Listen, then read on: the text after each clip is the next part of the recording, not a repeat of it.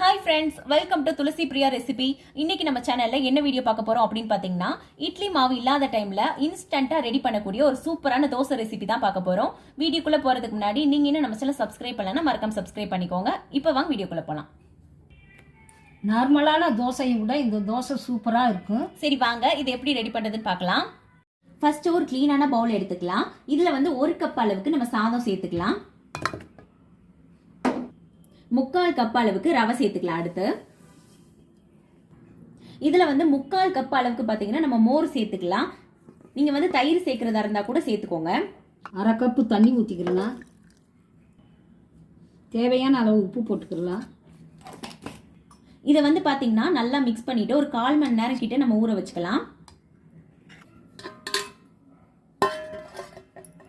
இப்போ வந்து பாத்தீங்கன்னா 1/4 மணி நேரம் ஆயிடுச்சு, நல்லா ஊறிடுச்சு.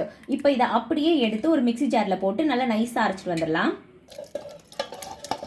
இந்த மாதிரி பெரிய ஜார்ல போட்டோம் அப்படின்னா நம்ம ஒரே ட்ரிப்பா அரைச்சிடலாம். இப்போ அரைச்சிட்டு வந்த மாவை வந்து ஒரு பவுல்ல ஊத்திக்கலாம். இதுல வந்து பாத்தீங்கன்னா தண்ணி எதுவுமே சேர்க்க வேணாம். இதுவே வந்து பாத்தீங்கன்னா கரெக்டான பக்குவமா இருக்கு. ஸ்டவ்வை பற்ற வச்சு தோசை சட்டியை வச்சுக்கலாம். இப்போ வந்து இதுல தேவையான அளவு வந்து எண்ணெய் ஊத்திக்கலாம். அடுத்ததான் வெங்காயத்தை வச்சு இந்த மாதிரி தேய்ச்சி விட்டுக்கலாம். தோசை வந்து சூப்பரா வரும். இப்போ வந்து நம்ம கலந்து வச்சிருக்க மாவை எடுத்து நல்ல மெல்லிசா தோசையா ஊத்திக்கலாம்.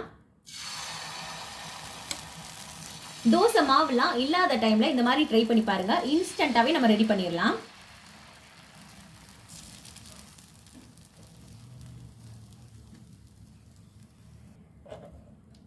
தேவையான அளவு எண்ணெய் ஊற்றிக்கலாம்.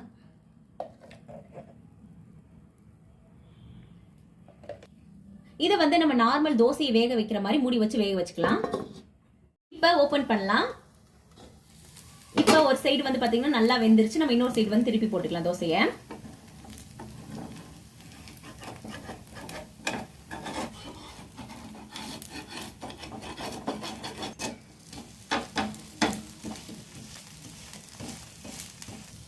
நம்ம இதுல வந்து சாப்பாடு சேர்த்திருக்கிறதுனால சட்டியில வந்து பாத்தீங்கன்னா ஒட்டுற மாதிரி தான் இருக்கும். நம்ம பொறுமையா எடுத்தோம் அப்படின்னா கரெக்டா பிய்யாம வந்துடும்.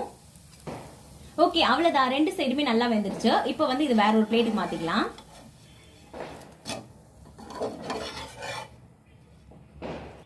நம்ம நெக்ஸ்ட் திரும்பவும் வந்து பாத்தீங்கன்னா வெங்காயத்தை வந்து நல்லா தேய்ச்சிக்கலாம்.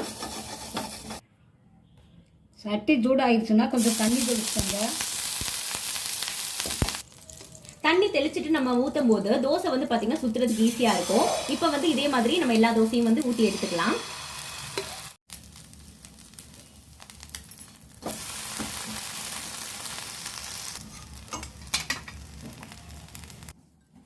ஓகே, அவ்வளவுதான். சூப்பரா வந்து ரெடி பண்ணிட்டோம். இது கூட வந்து பாத்தீங்கன்னா நம்ம சாம்பார் பூண்டு சட்னி வச்சு சாப்பிட போறோம். இதுதான் கிடையாது, எந்த சட்னினாலும் இதுக்கு சூப்பரான காம்பினேஷனா இருக்கும். வீட்டில் இருக்க எல்லாருக்கும் செஞ்சு விடுங்க, ரொம்ப விரும்பி சாப்பிடுவாங்க. கண்டிப்பா எல்லாருமே ட்ரை பண்ணி பார்த்துட்டு எப்படி இருந்துச்சுன்னு சொல்லுங்க. இந்த வீடியோ பிடிச்சிருந்துச்சு அப்படின்னா லைக் பண்ணுங்க, ஷேர் பண்ணுங்க, கமெண்ட் பண்ணுங்க. நம்ம சேனலை மறக்காம சப்ஸ்கிரைப் பண்ணுங்க. தேங்க்யூ ஃபார் வாட்சிங்.